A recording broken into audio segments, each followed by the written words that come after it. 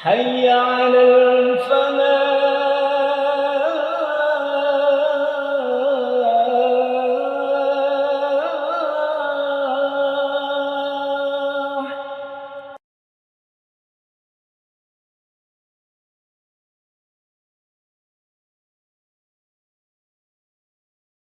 Assalamualaikum warahmatullahi wabarakatuh.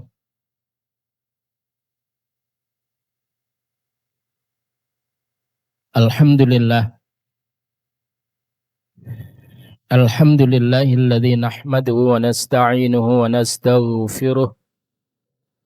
Wa na'udzu billahi min syururi anfusina wa min sayyiati a'malina. May yahdihillahu fala mudilla lahu wa may yudlilhu fala hadiya lahu. Asyhadu an la ilaha illallah wahdahu la syarika lahu wa asyhadu anna Muhammadan 'abduhu wa rasuluhu la nabiyya ba'da. Rabbi shrah li sadri wa yassir li amri wahlul 'uqdatam min lisani yafqahu qawli, amma ba'du. Para jamaah sekalian rahimani wa rahimakumullah, alhamdulillah kita semuanya dihadirkan oleh Allah di tempat ini dalam kondisi sehat walafiat. Mudah-mudahan kita dimudahkan oleh Allah untuk memahami dengan baik materi yang hendak kita pelajari dan menjadi ilmu yang bermanfaat untuk kita. Dan Allah mudah-mudahan menjadikan setiap jengkal langkah kita menuju tempat ini, Allah angkat derajat kita, Allah ampuni dosa-dosa kita, dan Allah mudahkan jalan kita menuju surganya. Para jamaah sekalian rahimani wa rahimakumullah, mari kita awali kajian pada pagi hari ini dengan bacaan basmalah. Bismillahirrahmanirrahim. Ini adalah menambahkan materi yang terdahulu dalam bab jarine iman lah kok medit ini. Artinya para jamaah sekalian, ketika Rasul menyatakan khoslatani la yajtami'ani fi mu'min, al-bukhlu wa su'ul khulq. Jadi alhamdulillah matur nuwun jasa. Tambah.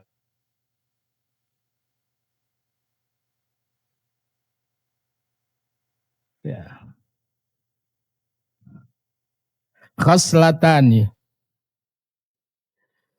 ada dua sifat la yajtami'ani.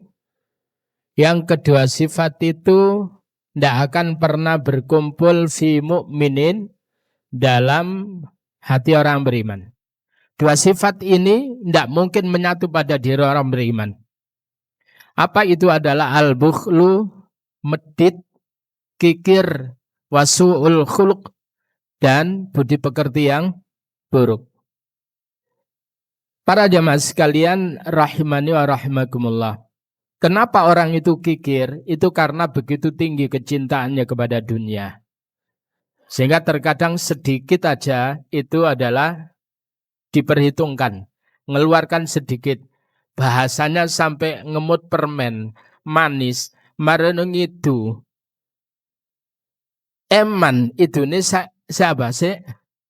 Si legi. Itu lega. Saking medite karena meneh itu, Pak. Dan itu enggak mungkin itu terjadi pada orang beriman. Sampai kemudian tentang pengaruh iman itu pada perilaku, Rasulullah sallallahu alaihi wasallam beliau menyatakan au kama qala la yasriqus sariq hina yasriq wa huwa mu'min. Tidaklah orang itu mencuri manakala pada saat dia mencuri dia adalah orang beriman. Artinya tidak mungkinlah orang dia tersebut itu korupsi dalam masalah MBG kalau dia itu orang beriman. Jadi sampai kemudian setoran tiap hari mendapatkan 1 miliar. Kalau itu hal yang wajar, benar, dengan cara yang benar, Islam itu tidak membatasi berapapun pendapatan tiap harinya. Mau 1 triliun, mau berapapun, tapi pastikan itu adalah cara yang halal, hal yang wajar. Nah sekarang ini bahkan kewajaran orang sekarang lek gak korupsi malah gak wajar. Nah ini kan repot ini. Nah, jadi mustahil orang itu nggak korupsi. Nah sekarang ini bahasanya begitu, nggak mungkin lah orang itu dikit-dikit korupsi. Oh, wong sing bersih ku nang ngene swarga. Ada pernyataan yang semacam itu. Para jamaah sekalian, lalu kemudian apa? Wala yazni zani hina yazni wa huwa mu'min. Tidaklah mungkin orang itu berzina manakala pada saat mau berzina dia adalah orang beriman. Berarti ketika dia berzina, ya kan ada kejadian itu kiai ngemplok santri 50. Yes, bahasanya gitulah. Saya gregetan itu dengan bahasa itu. Tidak akan pernah terjadi manakala dia itu beriman. Kalau sudah melakukan begitu ya sudah hilang imannya. Lepas, dia telah melepaskan iman itu. Yang berikutnya adalah wala yashrabu syarib hina yashrab wa huwa mu'min. Tidaklah orang itu akan meminum sesuatu yang memabukkan manakala pada saat dia mau melakukannya dia adalah orang beriman. Jadi orang beriman itu tidak mungkin tercampur dengan perilaku-perilaku yang buruk, akhlak yang buruk itu tidak mungkin. Yang kedua, orang beriman itu tidak mungkin kemudian kecampuran sifat bakhil, medit itu nggak mungkin itu. Jadi kalau medit ya berarti kecintaannya dia kepada Allah itu adalah kurang dan terkalahkan dengan kecintaannya dia kepada materi. Paham itu Pak ya? Para jamaah sekalian, bahwa Rasulullah itu sampai menyatakan bahwa ketika orang nanti meninggal dunia, maka mereka semuanya dalam kondisi nadimah, yaitu menyesal. Lalu kemudian para sahabat itu bertanya, ya Rasul bagaimana? Atau apa yang menjadikan mereka menyesal? Imma muhsinan, jika orang itu sudah bagus perilakunya waktu di dunia, wis apik lah, wis apik. Dia masih menyesal. Kenapa? Kenapa tidak menambah lagi kebaikan-kebaikan yang menjadikan dia mendapatkan hal yang lebih di surga Allah Subhanahu wa taala. Iku sing apik, Pak. Wa imma musian, dan ketika orang itu buruk perilakunya, dia akan menyesalnya luar biasa. Kenapa dulu dia tidak segera melepaskan keburukan-keburukan itu? Atau berlepas diri dari keburukan-keburukan itu. Kok terus sampai meninggal dunia dalam rangka melakukan keburukan sehingga dia dicatat sebagai orang yang su'ul khatimah. Para jamaah sekalian rahimani wa rahimakumullah. Jadi menyesal. Termasuk orang-orang yang kemudian dia orang yang medit. Dia eman untuk bersedekah, dia eman untuk bersedekah, maka mereka nanti akan menyesal di hadapan Allah Subhanahu wa taala. Kalau kita lihat yaitu di dalam surah Al-Munafikun, surah yang ke-63,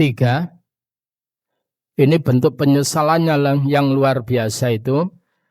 Yaitu diungkapkan oleh Allah pada ayat yang mulai 9 sampai 11. Ini agar supaya kita yang medit-medit itu tersadarkan. Biar enggak ngopeni medit sampai meditnya sampai lemu, sampai kemudian ngejim-ngejim, sampai dempal-dempal itu. Sehingga kemudian semakin cintanya begitu tinggi kepada dunia. Dan kemudian sulit untuk melepaskan dunia untuk sedekah. Apa kata Allah? A'udzu billahi minasyaitonir rajim. Ya ayyuhalladzina amanu la tulhikum amwalukum wala auladukum an dzikrillah wa man yaf'al dzalika fa ulaika humul khasirun.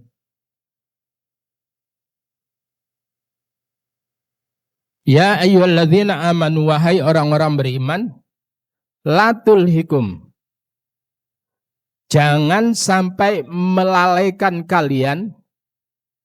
Apa itu? Amwalukum, harta-harta kalian. Jangan sampai harta kalian melalaikan kalian, sampai kemudian tidak ingat sama Allah, sibuk dengan harta, ngurusi harta.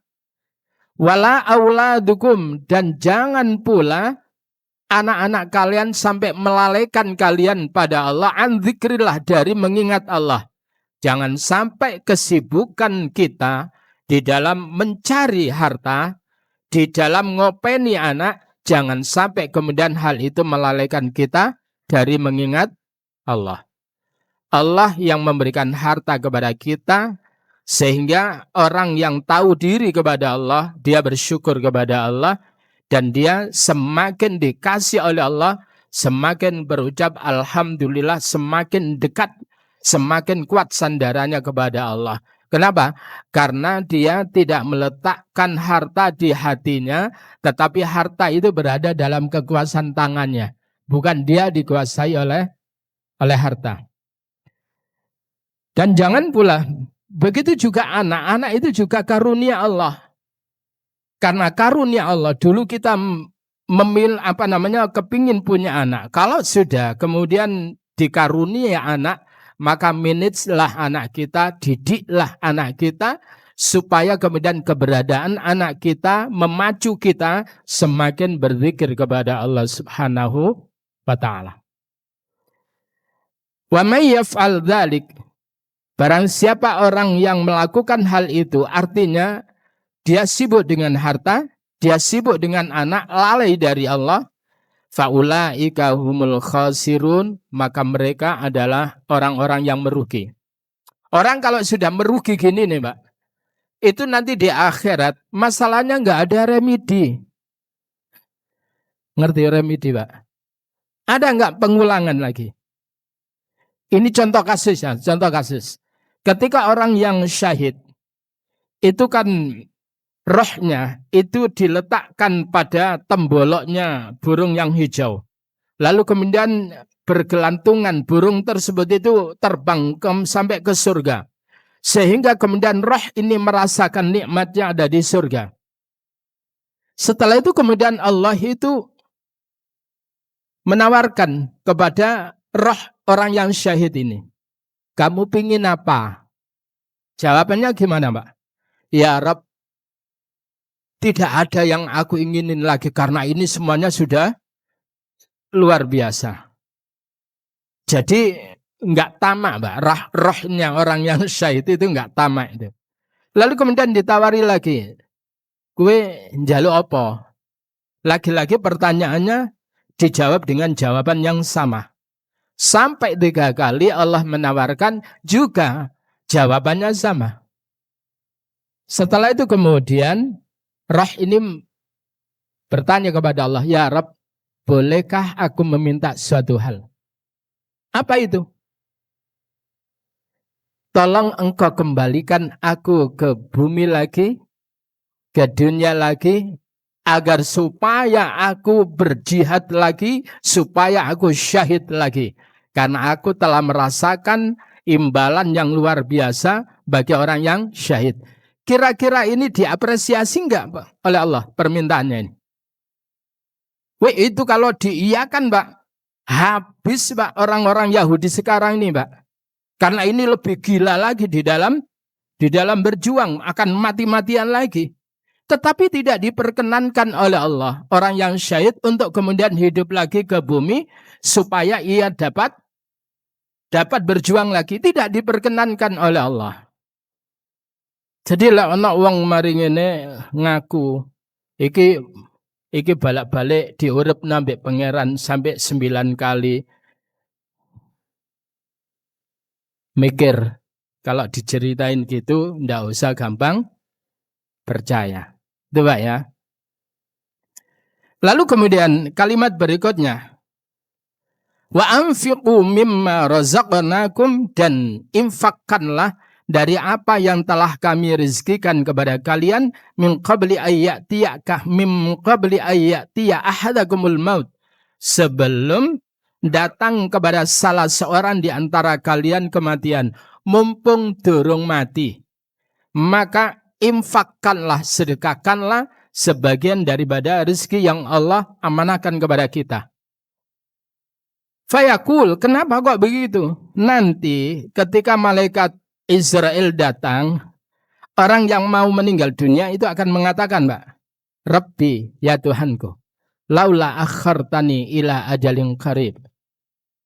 Mengapa engkau tidak berikan tangguh kepadaku barang sebentar saja? Ya Allah, kalau engkau memberikan tangguh, menunda kematianku sebentar aja ya Allah, fa'as-saddaqa, maka aku akan bersedekah, aku akan sedekahkan hartaku, wa akum minas sholihin, dan aku akan menjadi orang yang saleh. Sehingga orang-orang yang waktu hidupnya nyimpen harta, mereka itu pasti menyesal. Sehingga kalau sudah begitu nanti hartanya jadi rebutan, dan terkadang kemudian harta itu menjadikan terpecahnya ya anak-anak yang tadinya rukun goro-goro harta amburadul semuanya. Yang tadinya rukun, Mbak, begitu kemudian lihat harta semburat semuanya, tidak akor. Satu dengan yang lainnya bermusuhan.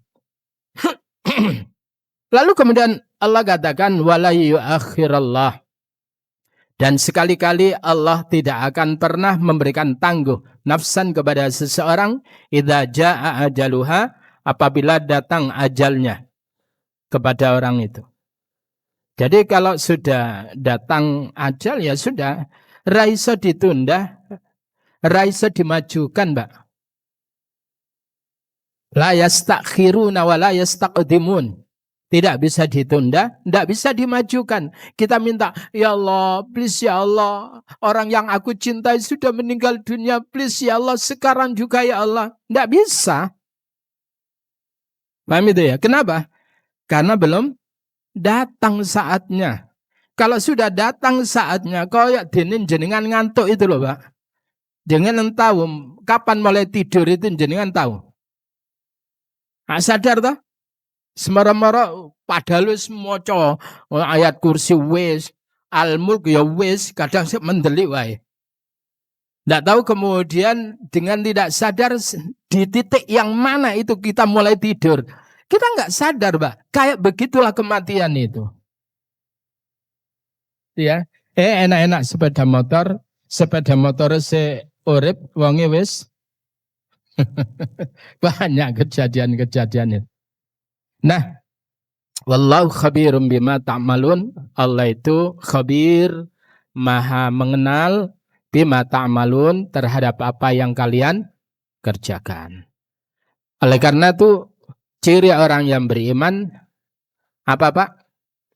Yaitu kalau kita lihat ciri orang bertakwa ya, wasari'u ila maghfiratin min rabbikum, dalam surah yang ketiga Al-Imran ayat 133 134 itu diterangkan bahwa surga yang luasnya seluas langit dan bumi uiddat lil muttaqin, yang disediakan untuk orang-orang yang bertakwa itu. Siapa orang bertakwa itu? Alladzina yunfiquna fis sarra wad dharra, yaitu mereka yang gemar menginfakkan hartanya baik itu di waktu lapang maupun di waktu sempit. Jadi sekali lagi tidak ada sifat kikir, medit ya bagi orang yang beriman itu. Tidak akan pernah, Pak. Begitu juga nggak mungkin ada su'ul khuluq ya, buruknya perilaku pada diri orang beriman. Nah, lalu berikutnya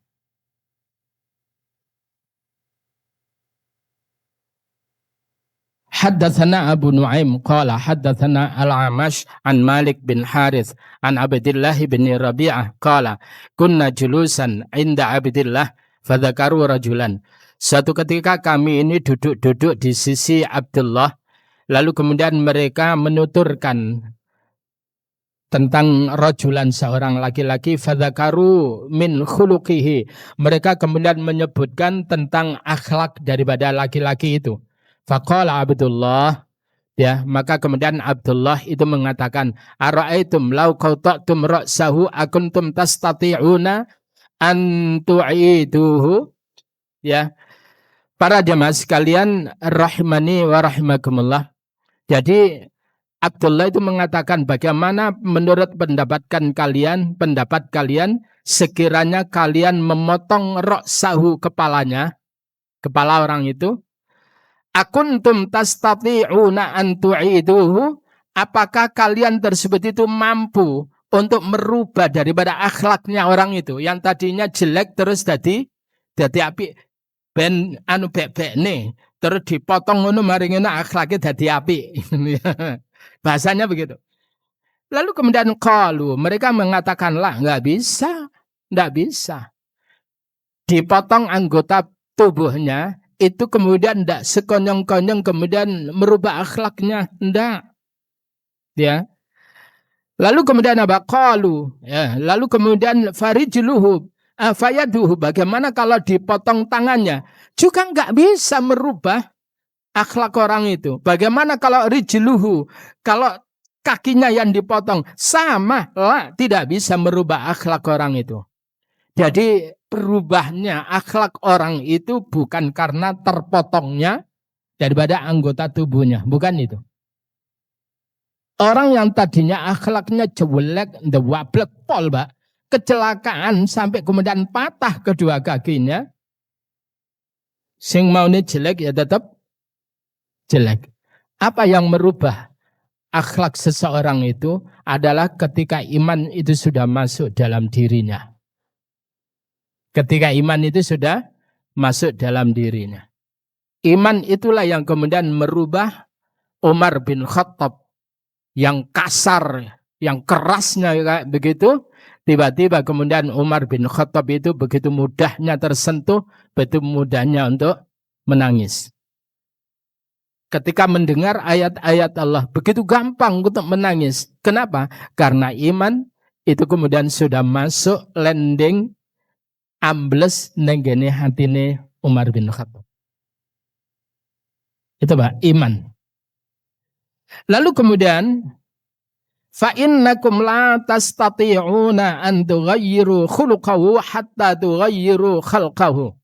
Ya, kalian tersebut itu tidak akan pernah mampu untuk merubah akhlaknya hatta tughayyiru khalqahu, sehingga kalian merubah bentuk tubuhnya, ya. Lalu kemudian apa? Innan nutfata latas taqiru fir rahmi, karena sesungguhnya nutfah ngerti Pak? Nutfah itu spermatozoa. Sesungguhnya sperma itu latas taqiru fir rahim arba'ina lailah. Ia menetap dalam rahim itu adalah selama 40 malam. Summatan hadiru daman, lalu kemudian menjadi darah. Summatakuna alaqah, lalu kemudian berubah menjadi alaqah. Alaqah itu apa? Zigot, sesuatu yang leket dalam dinding rahim ketika usianya 40 hari. Lalu summatakunu mudghah, lalu kemudian alaqah tadi, zigot tadi itu menjadi segumpal daging.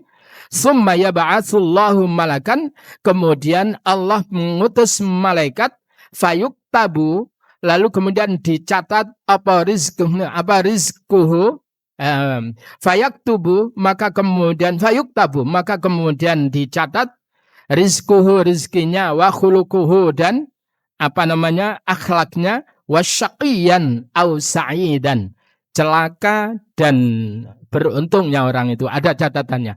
Oh, iki bakat jadi wong celaka, bakat jadi orang yang beruntung. Setiap kita semuanya punya dua bakat itu. Bakat jadi wong apik, bakat jadi wong elek. Para jamaah sekalian rahimani wa rahimakumullah. Tetapi bukan berarti kemudian ini dalam perjalanan hidup itu kemudian tidak bisa dirubah, Pak. Bisa. bisa dirubah. Apa itu? Maka diturunkannya Al-Quran.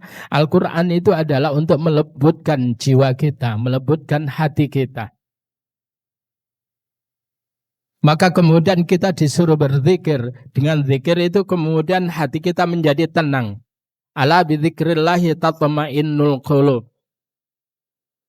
Para jamaah sekalian, rahimani wa rahimakumullah. Jadi bukan berarti yang orang yang dari awalnya akhlaknya jelek terus gak bisa dirubah. Ketika Rasulullah Sallallahu Alaihi Wasallam awal kali menanamkan akidah di periode Makkah, kira-kira bagaimana Pak orang-orang Quraisy kala itu, orang-orang Mekah gimana Pak? Ancur-ancurnya orang. Maka dikatakan jahiliyah itu luar biasa rusaknya itu. Tetapi kemudian apa? Rasulullah itu merubah dengan melakukan konsep yang diajarkan oleh Allah, yaitu di dalam surah Jum'ah. Surah yang ke-62 pada ayat yang kedua. Dan ini seringkali saya bawakan di mimbar-mimbar itu. Coba silakan dibuka dalam surah Jum'ah. Pada ayat yang kedua, ini yang kemudian dilakukan oleh Rasul untuk merubah. Karena Rasulullah Sallallahu Alaihi Wasallam itu adalah innama bu'ithu liutammima makarimal akhlak atau solihal akhlak. Aku ini diutus untuk apa, Pak? Untuk memperbaiki akhlak. Bagaimana cara Rasulullah Sallallahu Alaihi Wasallam merubah bangsa Arab yang jahiliyah itu kemudian berubah menjadi bangsa yang mengagumkan itu? Kata Allah, huwallazi ba'atsa fil ummiyina rasulan minhum. Dia Allah yang telah mengutus dalam kalangan orang-orang ummi. Apa ummi itu, Pak? Ummi itu adalah mereka yang tidak pernah mengenal kitab Allah. Tidak pernah tahu Al-Quran, tidak pernah tahu Taurat, tidak pernah tahu Injil. Maka dikatakan ummi. Tetapi pengertian yang umum itu adalah mereka yang tidak punya kemampuan untuk menulis, membaca. Lalu kemudian bagaimana tugas Rasulullah? Pertama, yatslu alaihim ayati. Rasul itu membacakan ayat-ayat Allah yang turun lalu kemudian difahamkan. Sehingga ketika mereka itu mendengar ayat-ayat Allah, lalu kemudian mereka itu memahami ayat-ayat Allah, lalu kemudian apa? Berikutnya adalah wa yuzakkihim. Yang kedua, dia Rasul itu adalah mengajak mereka untuk melakukan tazkiyatun nufus, melakukan pembersihan jiwa dari kotoran-kotoran kerak jahiliyah. Dikorai dengan apa, Pak? Bahannya adalah dengan deterjen, yaitu Al-Quran. Al-Quran itu adalah sebagai alat untuk membersihkan perilaku-perilaku jahiliyah.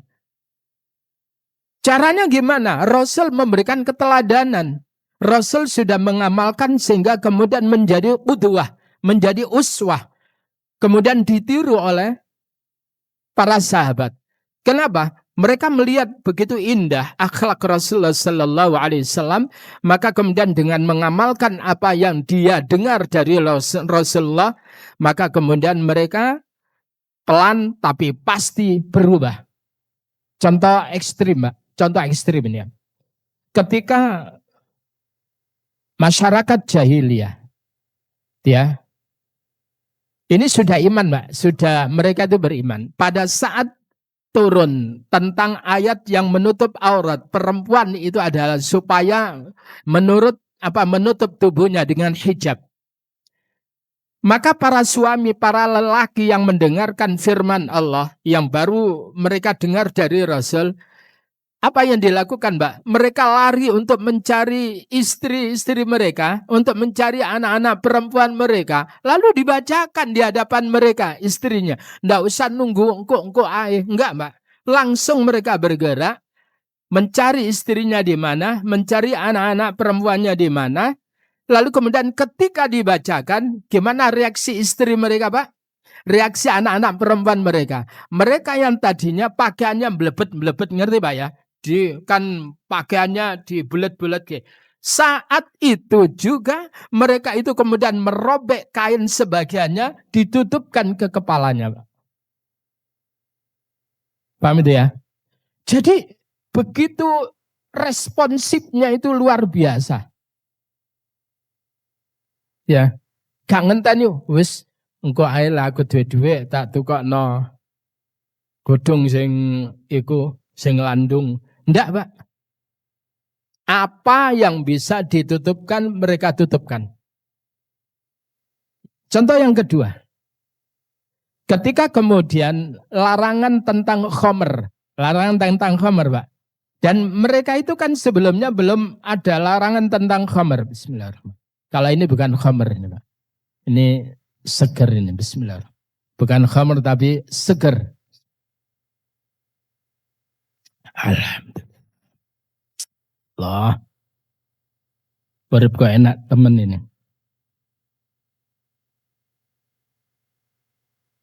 Monggo dipun unjukaken loh.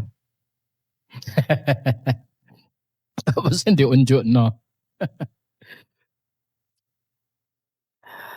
Ketika kemudian khamr itu belum dilarang, ya, mereka tidak ditekan untuk meninggalkan.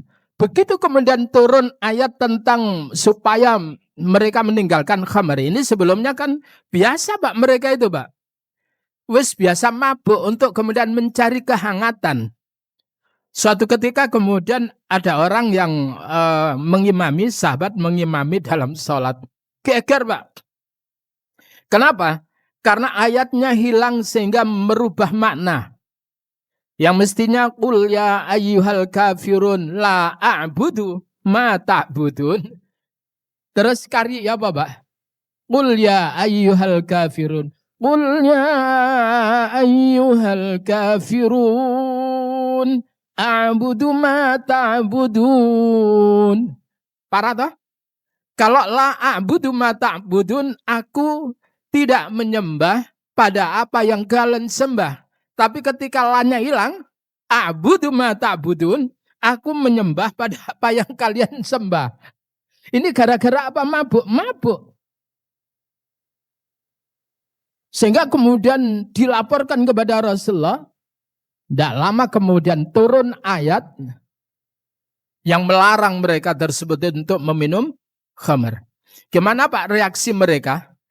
Ya Rasul, apa gitu? Ya Rasul, si banyak ya Rasul di tong-tong kami, gentong-gentong kami masih banyak. Engkau apa ya Rasul jenengan larang? Enggak Pak. Kala itu juga mereka membuang khamr mereka. Sehingga bau khamr di kampung-kampung kala itu luar biasa. Di kampung-kampung Madinah itu luar biasa itu. Jadi mereka begitu tinggi responnya itu. Itu yang dikatakan wa idza tuliyat alaihim ayatuhu zadathum imana. Apabila dibacakan ayat-ayat Allah maka bertambah keimanan mereka. Enggak sampai kemudian nunda-nunda. Aduh ya Rasul eman. Contoh lagi Pak. Wah, ini contohnya Rasulullah ketika Rasul itu sholat asar. Para ulama sepakat ini sholat asar. Sholat asar itu 4 rakaat, Pak. Pada saat itu adalah masih kondisi kiblatnya menghadap ke Baitul Maqdis. Kalau di Madinah, sholat menghadap ke Baitul Maqdis berarti menghadap ke selatan, ke utara. Coba ya, ke utara. Mereka sholat ke utara. Kalau ke Baitul Maqdis.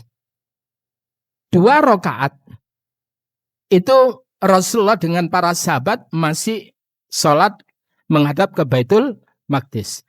Lalu kemudian Allah Subhanahu wa ta'ala karena Rasulullah itu dilihat seringkali mendongakkan wajahnya ke langit supaya segera dialihkan arah kiblatnya menuju ke Masjidil Haram. Maka dikatakan oleh Allah ayat yang ke-144 dalam surah Al-Baqarah, qad nara taqalluba wajhika fis sama' falanuwalliyannaka qiblatan tardaha fawalli wajhaka syatral masjidil haram. Sungguh kami melihat engkau seringkali mendongakkan kepala ke langit. Untuk apa, Pak? Rasulullah kenapa kok ke langit gini? Karena Rasul itu menunggu turunnya Jibril membawa berita baik menghadap ke arah Masjidil Haram.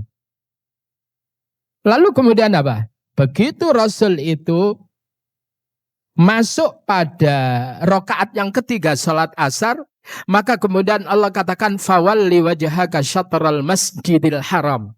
Maka hadapkan wajahmu ke arah Masjidil Haram. Apa Rasulullah itu gini? Ya Allah, engkau disip oh ya Allah.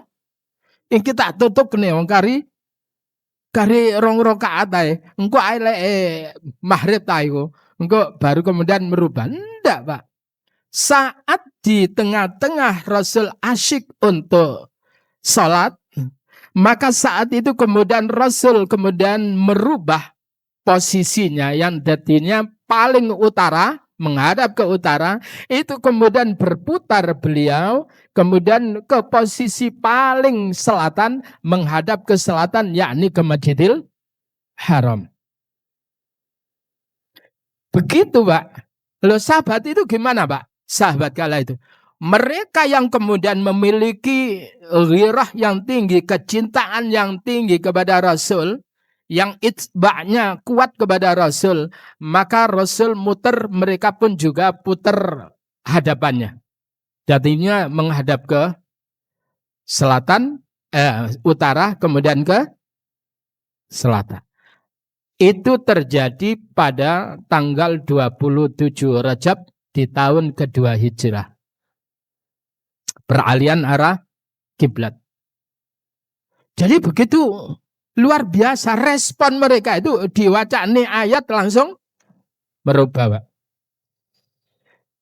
Ini gak apa-apa, ini contoh ya. Contoh bagaimana Rasulullah itu berhasil merubah akhlak mereka menjadi baik itu karena apa? Karena mereka responnya tinggi di dalam menjalankan apa yang dibacakan oleh Rasul, yaitu ayat-ayat Allah. Lah ini tadi yang ikut berjamaah dengan Rasul itu kan ngerti. Lah sing ado-ado ngerti enggak, Pak?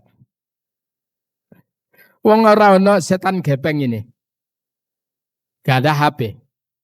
Lalu kemudian apa? Sahabat yang ikut sholat bersama Rasulullah itu kemudian pergi ke tempat yang jauh, yang kala itu mereka sholat menghadap masih ke Baitul Maqdis. Masih ke Baitul Maqdis. Maka kemudian apa? Sahabat ini ngomong, aku tadi sholat bersama Rasulullah dan arah kiblatnya berubah menghadap ke Masjidil Haram. Apakah kemudian mereka gini? Oh boy. Apa begitu, Pak? Enggak, mereka langsung, Pak. Walaupun itu bukan Rasulullah yang ngomong, tapi sahabatnya.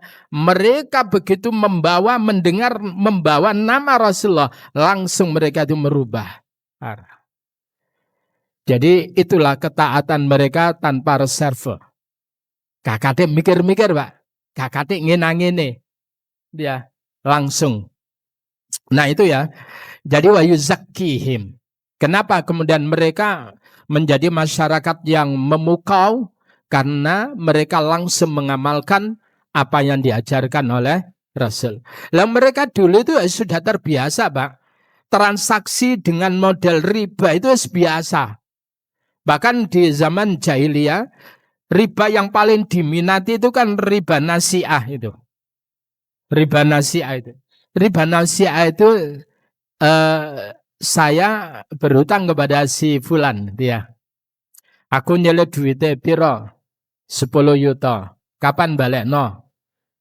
Dia saulan kas. Iya, tambahnya sakmene. Oke. Jadi dia jualan dagang itu dengan dagang uang. Akhirnya kemudian saya meleset, Pak. Ternyata Raiso nyaur. Kayak tunda ya. Dia kapan nih bayar? 1 bulan berikutnya. tambah 10% meneh. Itu adalah riba nasi'ah yang mereka gemar itu. Begitu kemudian turun ayat yang kemudian wadharu ma baqiya minar riba, tinggalkan apa yang tersisa dari riba itu. Mereka langsung, Mbak, tidak mempraktekkan riba. Tetapi yang dia ambil itu adalah uang pokoknya yang mereka hutangkan pada orang, itulah yang diambil. Itu hebatnya. Lah saiki lho, Mbak, wis dielingno, malah sing ngelingno malah di penjara kok. Kan repot itu. Maka sekali lagi negeri ini akan barokah, akan baik, itu adalah pada pucuk pimpinan pemerintahan, Mbak. Kalau mereka pucuk pimpinannya berakhlak, insya Allah bagus, Mbak. Jenengan tahu penguasa di wilayah Burkina Faso, ya, Ibrahim Traoré. Traoré, ya. Traoré apa Traoré itu ya.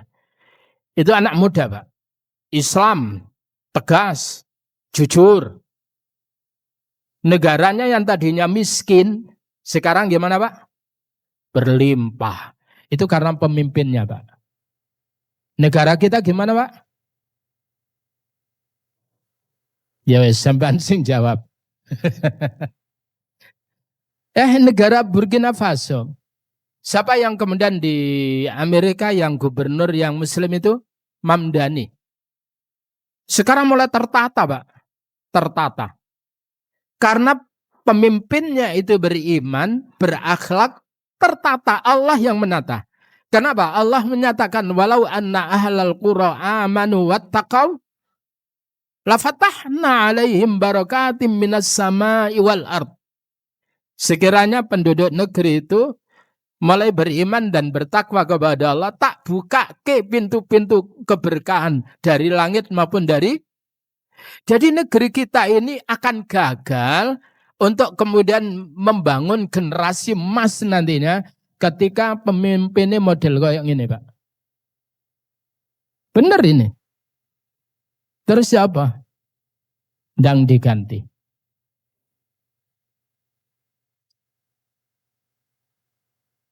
Semban kok meneng. Memelas ini. Lalu kemudian wa yu'allimuhumul kitab wal hikmah. Menggantinya dengan proses yang benar. Ya Pak ya. Proses yang benar.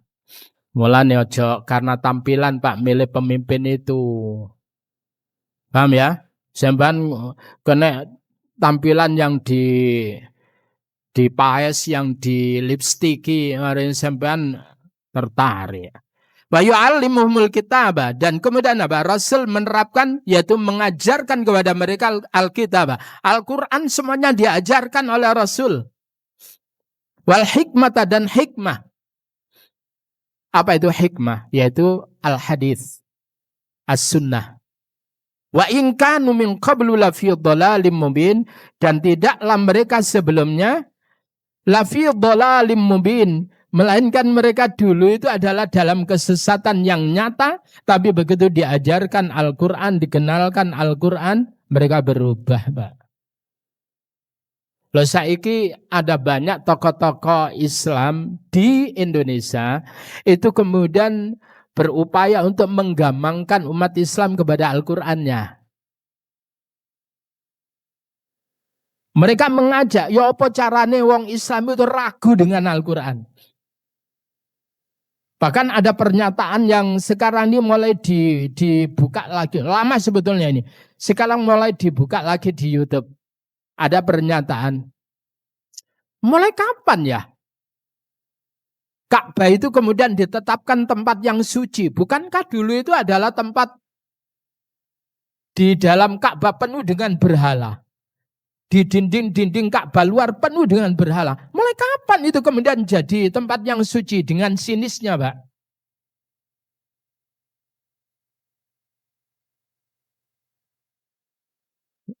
Dan ini orang pinter yang ngomong ini, Pak. Masalahnya orang yang pinter. Benar-benar orang pinter. Saya itu tahu orang ini alim, luar biasa. Tetapi kemudian ketika kena uang, dia kena liberal, aliran liberal, maka itulah kemudian dia bagaimana kemudian umat Islam itu kemudian tidak senang lagi datang ke Makkah untuk haji maupun umroh. Itu loh, Pak. Ada banyak sekarang tokoh-tokoh gitu. Wes yang kemudian menganggap bahwasanya orang Arab itu enak jualan Ka'bah. Ngerti Pak ya? Jualan Ka'bah. Jadi begitu. Artinya kemudian umat Islam Indonesia itu diharapkan ojo seneng-seneng rono. Padahal Rasulullah Sallallahu Alaihi Wasallam mengatakan la tusyaddur rihal. Janganlah kalian menyangatkan untuk melakukan perjalanan jauh kecuali dengan bisalasi masajid, kecuali dengan 3 masjid. Paham Pak ya? Yang pertama itu adalah Masjidil Aqsa, yang kedua adalah Masjidil Haram, lalu kemudian yang ketiga wa masjidi hadza, dan masjid ini, masjidku ini, yaitu Masjid Nabawi.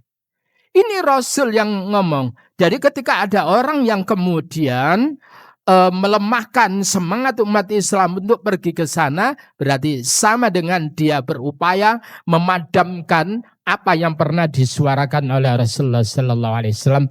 Dan saya nyatakan orang ini gak jelas imannya, Pak. Bes itu aja dulu ya. Kita akhiri dengan doa kafaratul majelis. Subhanakallahumma bihamdika asyhadu an la ilaha illa anta astaghfiruka wa atubu ilaik. Allahumma inna nas'aluka al-huda wa tuqa wal afafa wal ghina. Allahumma kfina bihalalika an haramika wa aghnina bi fadlika amman siwak. Allahumma inna nas'aluka ilman nafi'a wa rizqan tayyiban wa amalan mutaqabbala. Allahumma inna nas'aluka ilman nafi'a wa rizqan tayyiban wa amalan mutaqabbala. Allahumma inna nas'aluka ilman nafi'a wa rizqan tayyiban wa amalan mutaqabbala. Allahumma faqihna fid din wa 'allimna ta'wil walhamdulillahi rabbil alamin. Assalamualaikum warahmatullahi wabarakatuh.